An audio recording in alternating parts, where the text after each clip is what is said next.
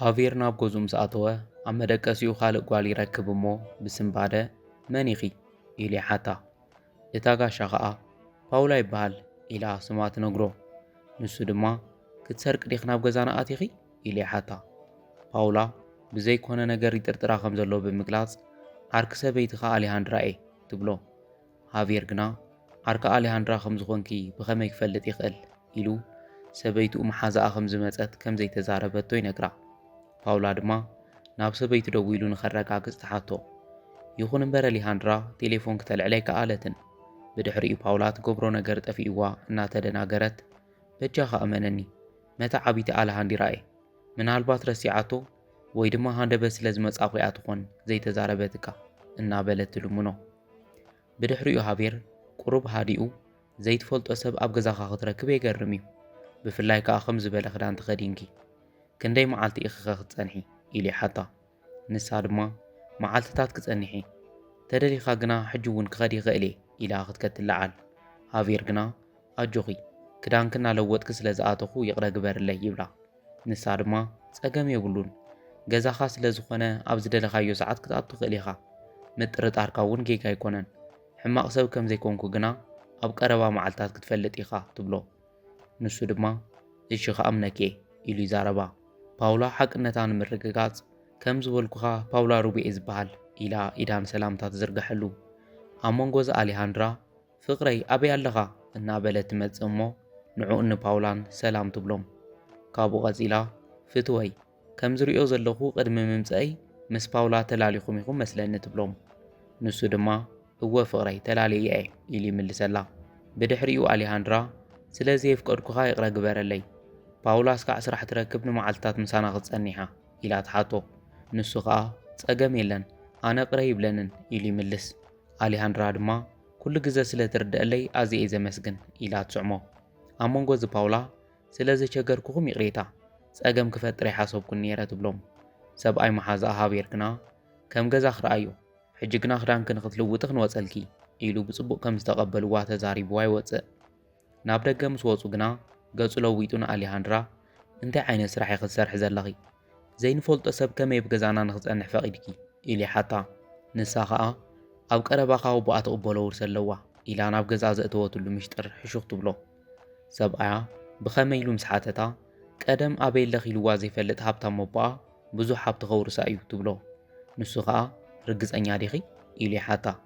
ኣሌሃንድራ ድማ ባዕላ ዝበለቶ እዩ ኢላ ትምልሰሉ። ሃቬር ንምርግጋጽ እሞ ተኣምንያ ዲኺ ብምባል ደጊሙ ይሓታ። ንሳ ኸኣ እወ ቆልዑ ኸለና ቦኣ ኣይኣመነላን ነይሩ ሰባት ግና ኣዝዩ ሃፍታም ከም ዝኾነ ክዛረቡ ይዝክሬ ትብሎ እሞ ንሱ ድማ ጽቡቕ ከምቲ ኣነ ዝሓሰብኮ ዲኻ ሓሲብኪ ኢሉ ብጎቦ ዓይኑ ይጥምታ። ንሳ ድማ እናሰሓቐት እወ ልክዕ ከምቲ ስኻ ዝሓሰብካዮ ኢላ ትምልሰሉ። ብኻልእ ገጽ ሆሴ ዳንኤል ኣብ ደገ ኾይኑ ንፓውላ እሺ ኢሎም ዶ ተቐቢሎምኺ ብምባል ይሓታ። ንሳ ድማ ካብቲ ዝሓሰብናዮ ንላዕሊ ቐሊል ነይሩ ብዛዕባ እቲ ናይ ውርሲ ዝበልክዎ እውን ሙሉእ ንሙሉእ ኣሚናት እኒኣ ትብሎ። ንሱ ድማ ጽቡቕ ሕጂ ብመሰረት ትልምና ተንቀሳቐሲ። ካብኡ ኸኣ ሃቬርን ኣሌሃንድራን ኣዝዮም ንቑሓትን ጥንቁቓትን ምዃኖም ከይትርስዒ ከይጥርጡርኺ ብጥንቃቐ ምስራሕ ኸድልየክ እዩ ኢሉ ይመኽራ። ፓውላ ፈጺሙ ሓሳብ ከይኣትወካ ኣይጥርጡርንን ኢላ ቓል ተኣትወሉ። ኣብ ሰዓት ግና ድምፂ ርጋጽ እግሪ ሰብ ስለ ዝሰምዐት ኣብዚ ኸባቢ ኸይትርአ ኢላ ንኽኸድ ተጠንቅቖ። ብድሕሪኡ ኣካላታ ዘርኢ ዝተቐላልዐ ክዳን ተኸዲና ናብቲ ብሳሎን ኮፍ ኢሉ ዝነበረ ሃቬር ብምኻድ ሰላም ከመይ ዝኣመሰለ ሻህ ኣፍሊሕልካ ኣለኹ ከም ትፈትዎ ርግጸኛ እየ ኢላ ትህቦ። ሃቬር የቐኒየለይ ኢሉ ምስ ተቐበላ እዚ ሻህ ከምቲ ኩሉ ግዜ ዝሰርሖ ኣይኮነን ንዓኻ ኢለ ብፍሉይ ዘፍላሕክዎ እዩ ትብሎ። ሃቬር ድማ ሓቂ ንምዝራብ ንዓይ ክንዲ ክትግደስለይ ኣድላይ ኢለ ኣይሓስብን ብዙሕ ዝተፈልየ ጣዕሚ ግና ይረኸብኩሉን ኢሉ ይምልስ። ንሳ ድማ እናተናኸፈት ልሙድ ሻህ ኣይኮነን ኣብዚ ንኽልተ መዓልትታት ምናልባሽ እውን ልዕሊኡ እስካዕ ዘለኹ ብሓደ ምንባርና ስለ ዘይተርፍ ዝበለጸ ንኽንቀራረብ ኢለ እየ ሰሪሐዮ ትብሎ። ካብኡ ሃቬር ናብቲ ንዕኡ ዝሰሓቦ ዛዕባ ብምእታው ኣሌሃንድራ ብዛዕባ ትቕበልዮ ዘለኸ ውርስን ኣቦኽ እንታይ ከም ዝኾነ ነዕሊላት እኒኣ ይብላ። ንሳ ኸኣ እወ ኣቦየ መጠረሽታ ጓለ ኢኺሉ ተቐቢልኒ እቲ ውርሲ ግና ሕጂ እውን ኣብ ሰማይ ዘሎ ደበና እዩ ኢላ ትምልሰሉ። ሃቬር ከዓ ጽቡቕ ብዛዕባ ሕጋዊ ጉዳያት ዝኾነ ሓገዝ እንድሕር ደሊኺ ክሕግዘኪ ይኽእል እየ ፀገም የብሉን ይብላ። ፓውላ የቐኒየለይ ኣዚኻ ምቁር ሰብ ኢኻ ኢላ ትተናኽፎ። ካብኡ በቃ ክሓድገካ ሻሂኻ ጣዓዕም ኢላቶ ትኸድ። ናብ እስካላ እናተሰቐለት ግና ኮነ ኢላ ትዕንቀፍ። ሃቪር ድማ ኣጆኹ ኢሉ ደጊፉ ናብ ወንበር የቐምጣ። ኮፍ እናበለት ንዕኡ ስሒባ ናብኣ ምስ ኣቕረበቶ ግና ሰበይቱ ኣሌሃንድራ ካብ ላዕሊ ተቐልቂላ እንታይ ኣብዚ ዝፍጠር ዘሎ እናበለት ብሕርቃን ናብኦም ትመጽእ። ናብኦም ምስ ቀረበት ፓውላ ኣሌሃንድራ ክድይብ ተዓንቂፈ ሃቪር ደጊፎ ኣልዒልኒ ኢላ እቲ ኩነታት ትገልጸላ። ኣሌሃንድራ ድማ ሕጂ ኸድሓ እንዲኺ ኢላ ተሓታ። ንሳ ድማ ብዙሕ ዝካበድ ነገር ኣይኮነን፣ ሰብኣይ ከዓ ኣዝዩ ምሽክንን ሓላይን ሰብ እዩ፣ ኣብ ጥቓይ ብምንባሩ ኣዝየ ዕድለኛ እየ ትብሎ። እዚ እናበለት ኣሌሃንድራ ፍጢጣ ምስ ጠመጠቶ ሃቪር የቕሬታ ኣነ ገዲፈክን ክኸድ ኢሉ ንምኻድ ይዳሎ። ንሱ ምስ ከደ ኣሌሃንድራ ስምዒ ፓውላ ንሃቪር ንምምራኽ ፈጺም ከይትፍትኒ ኣብዚ ዘለኺ ሳላይ እምበር ሳለ ኣይኮነን ኢላ ተጠንቅቓ። ፓውላ እውን እሺ መሓዛይ ሓንቲ ኢልክ ከይትሻቐሊ ካብ ትሕትና ዝተለዓለ እየ ሻህ ኣፍሊሕሉ ካብ ቀደም ምሳኺ ከም ሓደ ስድራ ስለ ዝነበርና ኢለ ኢላ ትምልስ። ካብኡ እግረይ ስለ ተወቃዕኹ ክዕርፈለኒ ኢላ ንምኻድ ትለዓል።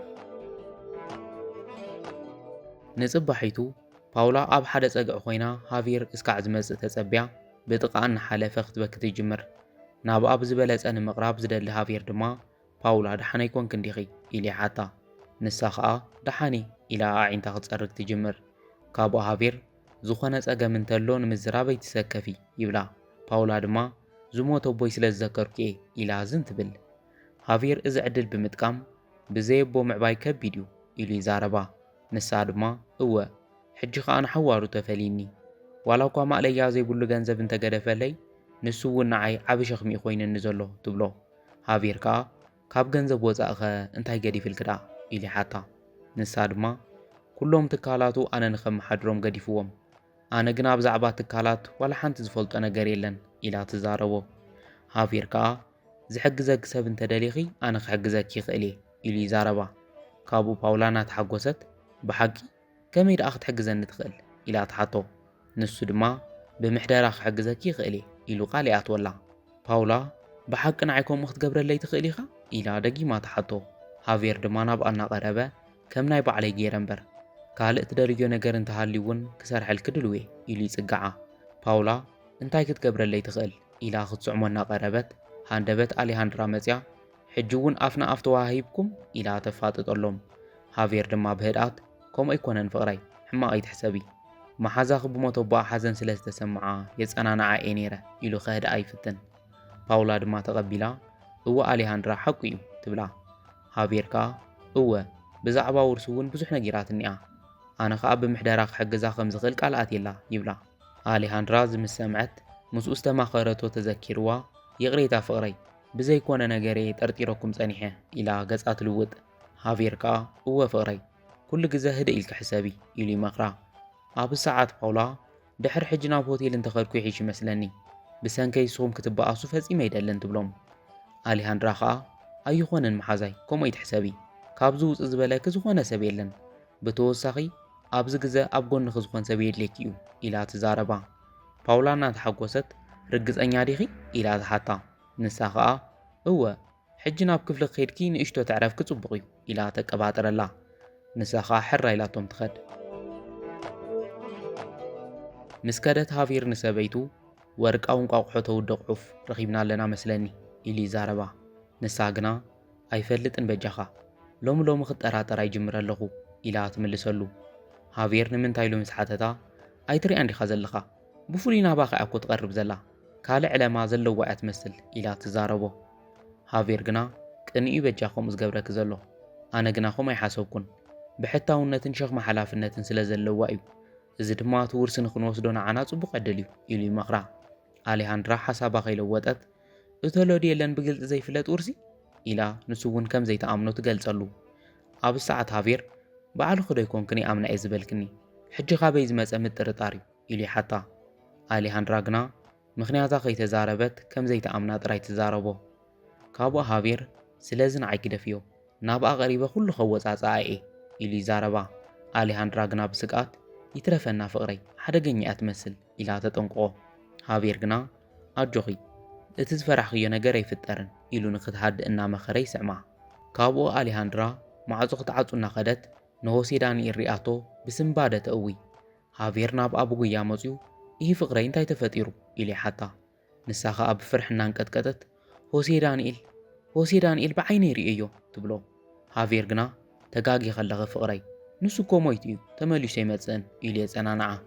ኣሌሃንድራ ግና ሕጂ እውን እናንቀጥቀጠት ርግጸኛ እየ ብዓይነይ ርእዮ እየ ኢላ ብፍርሒ ትወሓጥ። ሃቬር ግና ፈጺሙ ክኾን ዘይክእል ነገር እዩ ኢሉ የህድኣ።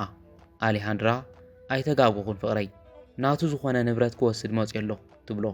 ንሱ ግና ከምኡ ኣይትበሊ ኣብ ዝዋላ ሓደ ሰብ የለን ኣብ ሓንጎል ክሰኣልክዮ እዩ ኢሉ ንኽትኣዲ ይመኽራ። ንሳ ግና ርእዮ እየ እናበለት ትምሕለሉ። ካብኡ ሃቬር ኣጆኹ ፍቕረይ ንዕና ኣብ ገዛ ንእቶ ከምኡ ኣይትበሊ ኸኣ ኢሉ ኸህድኣ ይፍትን። ኣሌሃንድራ ግና እመነን ኣይተጋግኹን ካብዚ ብቕልጡፍ ክንከድ ኣለና ትብሎ። ሃቬር ድማ ካብ ገዛና ሓሊፍና እሞ ናበኢና ክንከድ ኢሉ ይሓታ። ንሳ ድማ ሃቬር እዚ ገዛ ብገንዘቡ ከም ዝገዛእናዮ ይትረስዕ ኢላ ተዘኻኽሮ። ሃቬር ዝተዛረበቶ ደጊማ ንኸይተልዕሎ መኺሩ ናብ ክፍሊ ኣትያ ንኽትዕርፍ ይዛረባ። ናብ ውሽጢ ምስ ኣተወ ፓውላ ብጉያ መጽያ ኣሌሃንድራ ክትእው ሰሚዐያ ነይረ ይሂ ዳሕና ኣይኮንና እንዲና ኢላ ተሓቶ። ንሱ ድማ ዋላ ሓንቲ ኣይኮነትን ኢሉ ይምልሰላ። ካብኡ ፓውላ ብሰንከይ ተባኢስኩም ከይትኾኑ ኢላ ተሓቶ።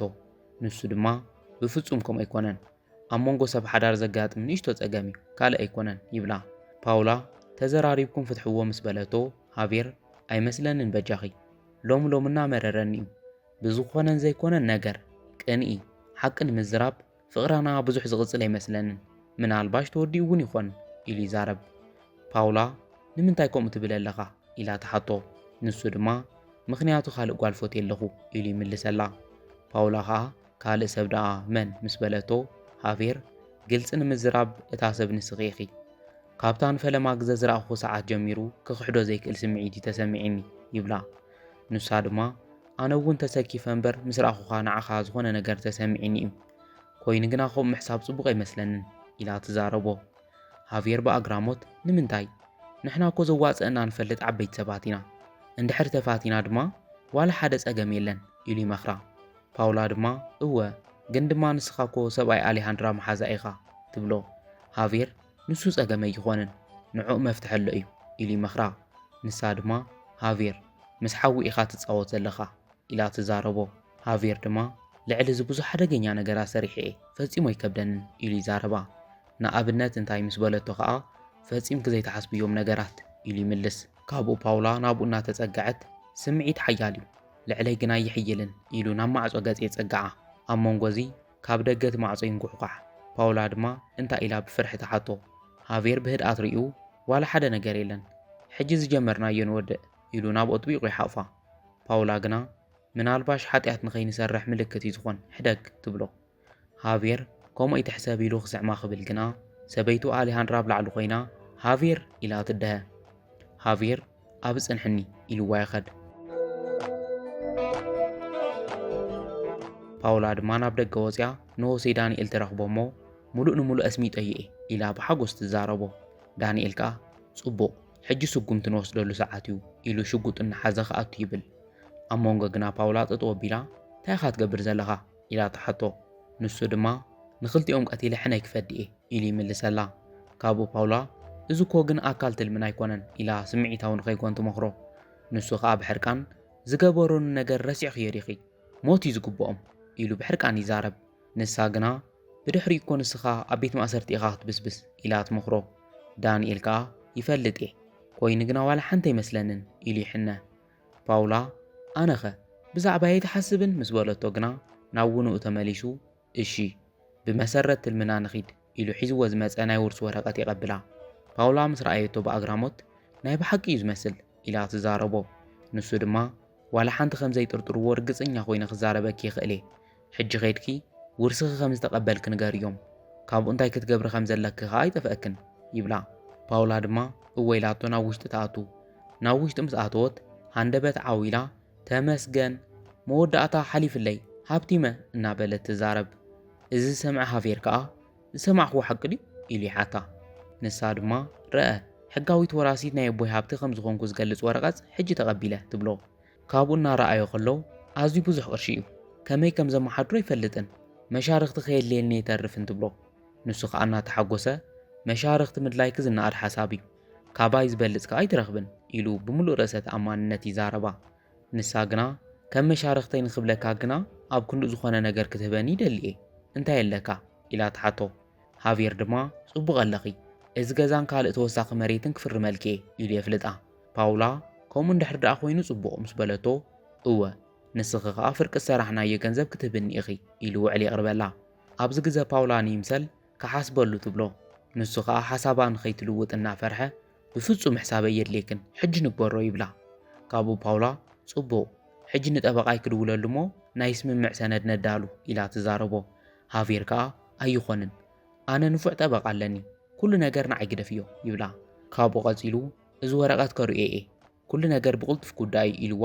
ንሰበይቱ ንምብሳር ይኸድ ካብኡ ናብ ኣሌሃንድራ ኸይዱ ኣይተኣምንን ኣሌሃንድራ ኩሉ ድሌትና ተፈጺሙ ወነ እንተ $1,000,000 ኮይንና ይብላ ንሳ ከዓ ከመይ ኢላ ተሓቶ ካብኡ ሃቪር ፓውላ ውርሲ ተቐቢላ ንሕና ንህብትመሉ ግዜ ድማ በፂሑ ኢሉ ይዛረባ ኣሌሃንድራ ነቲ ውርሲ ምስ ረኣየቶ ኣይኾንን ፓውላ ተፈሊጣ እሸይ ትብልን ኢላ ስጋኣታ ትገልጸሉ ንሱ ከዓ በጃ ከይተንብዎን ሕጂ ናብ ጠበቓይ ደው ኢለ ናይ ስምምዕ ውዕለ ዳልወልና ክብሎ ኢሉ ቴሌፎን የውፅእ ቴሌፎን ጠበቑ ምስ ደወለት ዳንኤል ናብ ድሕሪቱ ሽጉጥ ተኺሉ ተቐበሎ ኢሉ ይእዝዞ ንሱ ከዓ ልዕሉ የዛርቦ ሃቪር ዘረባ ከየንውሐ ከምቲ ንሆሲ ዳንኤል ዝገበርናዮ ክትሰርሐለይ ደልየ ነይረ ኢሉ ይሓቶ ንሱ ከዓ ሕጂ እንተኾይነ ኣይክእልን ካብ ከተማ ወፅየ ኢሉ ይምልሰሉ ሃቪር ክሰርሐልና ዝኽእል ካልእ ሰበይ ትረክብን ኢሉ ይሓቶ እቲ ጠበቓ ድማ እወ ሓደ መሳርሕቲ የሎ ኢሉ ይምልስ ሃቪር እቲ መሳርሕትኻ ኸማኻ ኮይኑ ክሰርሓልና ይኽእል ዶ ኢሉ ምስ ሓተቱ ከዓ ልዕለይ ገይሩ ክሰርሖ እዩ ኢሉ ይምልሰሉ ካብኡ ሃቪር በል ሓንቲ ጓል ብገዛን መሬትን ኩሉ ሃብታን ትካላታን ከም ዝሃበትና ገይሩ ይስራሐዮ ኢሉ ይእዝዞ እቲ ጠበቓ ድማ ኣዝዩ ቀሊል እዩ መረዳእታታ ስደደለይ ሕጂ ንመሓዛይ ክሰደልኩም ኢሉ ይምልሰሉ ሃቪር ቴሌፎን ምስ ዓፀወ ሕጂ እቲ ጠበቓ ስለ ዝመጽእ ክንዳሎ ኣለና ይብላ ኣብ ሰዓት ኣሌሃንድራ ኣነ ግና ኩሉ ነገር ዝቕልጥፍ ዘሎ መሲሉ ይስምዐኒ ዘሎ ኢላ ስጋኣታ ትገልጸሉ ሃቪር ድማ እዚ እኮ ንነበር ሰብኣይ ክዝገበርናዮ ነገር እዩ ኢሉ ከእምና ይፍትን ኣሌሃንድራ ግና ስሙ ምስ ተለዓለ ፍርሓ ጀሚርዋ በጃኻ ስሞይ ተልዕለለይ ኢላ ክትንቀጥቀጥ ትጅምር ንሱ ድማ ሕጂ እውን ርእዮ ነይረ ዲኺ ትብሊ ኢሉ ሓቂ ከም ዘይኮነ ይነግራ ንሳ ግና ሃቪር ናይ ብሓቂ እኮ ዝመስል ኢላ ትገልጸሉ ካብኡ ሃቪር ሕጂ ንሱ ረስዕዮ ኩሉ ኣቓልቦና ናብ ስራሕና ንግበር ኢሉ ይመኽራ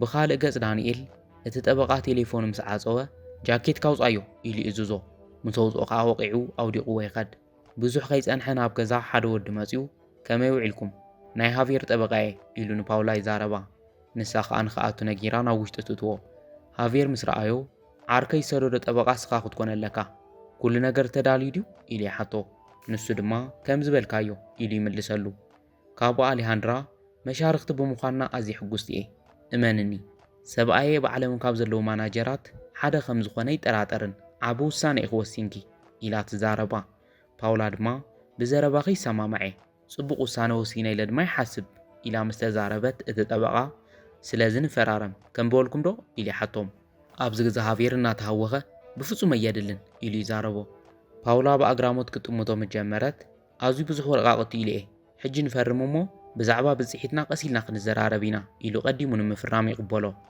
ንሱ ምስ ፈረመ ኣሌሃንድራ ሕልምና ሰሚሩ ፍቕረይ ሃብቲምና እናበለት ክትዘልል ትጅምር ኣብ መንጎ ዝግና ሃንደበት ካብ ደገ ሆሲ ዳንኤል እናጣቕዐ ኣቱ ኣሌሃንድራ ምስ ረኣየቶ ብስምባደ ብሂወት ኣለኻ ዲኻ ኢላ ትሓቶ ንሱ ድማ ብሓገዝ ሰበይተይ ፓውላ ናተይ ዝነበረ ክወስደይ ተመሊሰ ኢሉ ዘይተጸበይዎ ሓቂ ይዛረቦም ሃቪር ብሕርቃን ካባና ትረኽቦ ዝኾነ ነገር የለን ኢሉ ይምልሰሉ ዳንኤል ግና ይኽእልን ፈረቓን እቲ ሕጂ ዝፈረምኩ ወረቐት ኩሉ ብስምኩም ዝፍለጥ ንብረት ናብ ስመይ ከም ዝዘረእ ይዛረብ ኢሉ የረድኦም ሃቪር እናፈርሐ እዚ ሕጋዊ ክኾነ ኣይክእልን ይብሎ ንሱ ከዓ ባዕለይ ሕጋዊ ክገብሮ እየ ኢሉ ይምልሰሉ ካብኡ ኣሌሃንድራ ንፓውላ እዚ ኩሉ መዓልታት ዋስኢኽ ነይርክ ማለት ድዩ ኢላ ተሓታ ንሳ ከዓ እወ ከምኡ ብምግባረይ ድማ እየጣዕሰንን ኢላ እቲ ዝፈረሞ ወረቐት ካብ ተጠበቓ ተቕበሎ ብድሕሪኡ ሆሴ ዳንኤል ሕጂ ካብ ገዛ ይውፁ ኢሉ ይእዝዞም ኣሌሃንድራን ሃቪርን ድማ ገዛና ገዲፍና ንኸደሉ ቦታ የለን ኢሎም ይምልስሉ። ዳንኤል ሽጉጡ እናሓዘ እንድሕር ብሰላም ወፂኹም ህይወትኩም ክምሕረኩም እየ ደጊመ ክሪእኩም ግን ኣይደልን ሕጂ ውፁ ኢሉ ይእዝዞም። ብድሕሪኡ ተማሪሖም ይወፁ። ንሶም ምስ ከዱ ፓውላ ፍቕረይ ኩሉ ብዓወት ተዛዚሙ ህድእ በል ኢላ ትመኽሮ። ንሱ ከዓ ኩሉ ብሳላኺ እዩ የቐኒየለይ ፍቕረይ ኢሉ የመስግና። ካብኡ የፍቅረኪ እናበለ ሓቒፉ ይስዕማ። ነቲ ጠበቓ መሲሉ ዝመፀ እውን ኣብ ጎነይ ስለ ዝኾንካ ኣዝየ መስግን ዝዓርከይ ኢሉ የመስግኖ። ንሱ ከዓ ንዓኻ ምሕጋዘይ ንዓይ እዩ ዘኹርዐኒ ኢሉ ይምልሰሉ። ካብኡ ዓወቶም ሻምፓኝ ከፊቶም ንምፅምባል ተተሓሒዞም ናብ ውሽጢ ይኣትዉ።